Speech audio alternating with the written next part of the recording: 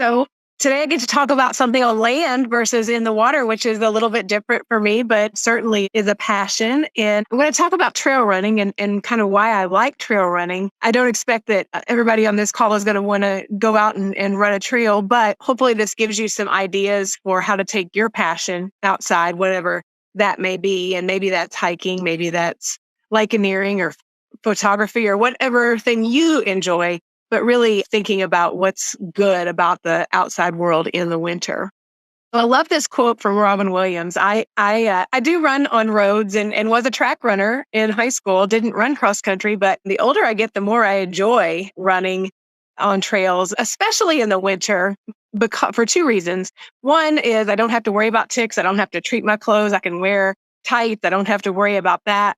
And the trails are typically frozen or at least not too muddy in the winter. Now, I am talking to you about trail running, and we're looking at all these pictures with snow on a day when it was over 60 degrees. And so the trails, some of them are dry right now. I did run this morning just so I could have this experience fresh in my mind as I gave this talk. And the trail was a little bit smushy, but the frozen trail is really the thing that I most look forward to. And actually, trail running is one of the things that has helped me to really embrace winter. I used to hate winter and dread it. I still can't say that I love it, but being able to be outside in nature on trails in the winter is something I definitely look forward to. And so kind of always waiting for that first frost to get rid of all the ticks that are out there. There's a lot to see in the forest in winter. I love to run as a way to stress relief and a way to process some problems or kind of get my head around the day or debrief on the day. Sometimes I can get my husband to run trails with me. He doesn't enjoy it quite as much as I do, but there are a small group of people that are willing to do this with me. You can see beautiful lichens. Things really show up that don't show up when there's so much greenery and so much brush and overgrowth. You can see the structure of the forest. It's, of course, beautiful to go out after it has snowed. That doesn't happen as much in southern Indiana, but we do get that. And then you can also see the topography of the land. So of course, limestone outcroppings. Winter is a great time to find caves and springs. And you can see the breathing of that when it's really cold days and the warm air that's coming out of the caves. And so you also, in this photo in the bottom, you see some of the mosses, of course, and ferns showing up.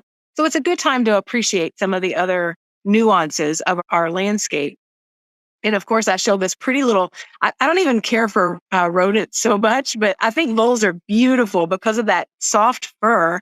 And you see little things like this in the winter. And sometimes they're moving a little slower. Maybe they shouldn't be out, but you get to experience this kind of thing that, in the hubbub and the rush of summer, sometimes you don't notice.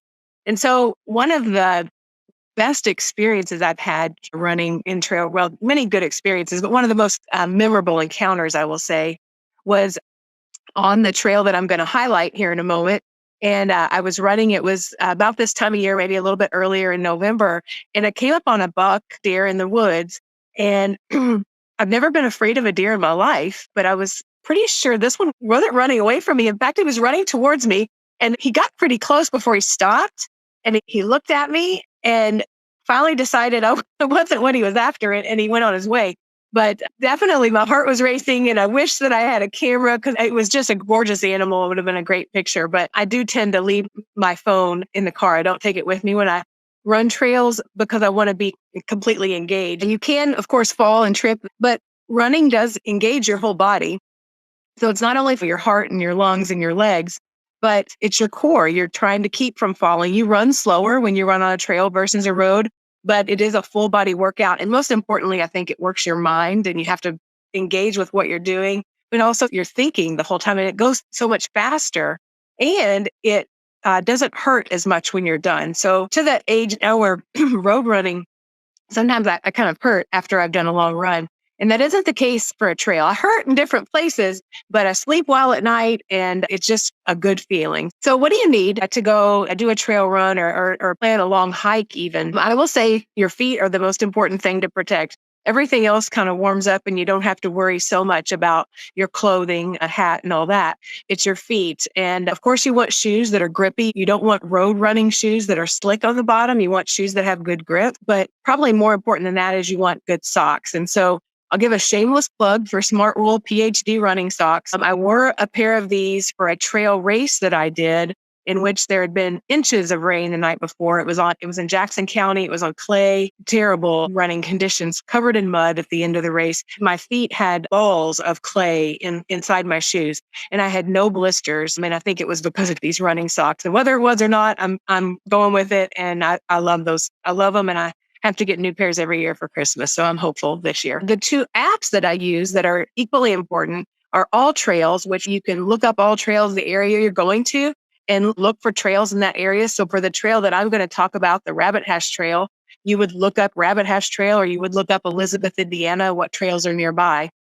And that has good descriptions. People can rate and review the trails. And it has pictures as well. So you kind of know what to expect. And then the other app that I really like is the Footpath app. And it doesn't have all of the trails on it. Many it does, but it allows you to trace and draw out a route that you would like to run. And then it tells you how many miles it is. And I told you I don't like to take my phone. I don't really want to measure when I'm out there, but I can at least have an idea when I get back by mapping it out on the Footpath app. So these are a few things that you'll need. The other thing is I run so I can eat. There aren't a lot of places to eat near the trail that I'm going to talk about, the Rabbit Hash Trail. So what I like to do is take some soup or something hot in the thermos to have in the car afterwards. And there's nothing better this time of year, getting done with a run. It's maybe already getting dusk or it's dark by the time you finish. And knowing that there's food in your car and you can turn your car on and warm up, and that's a bliss. The Rabbit Hash Trail is near Elizabeth, Indiana. So that's southern Harrison County. It's in our Harrison County Glades, larger macro site.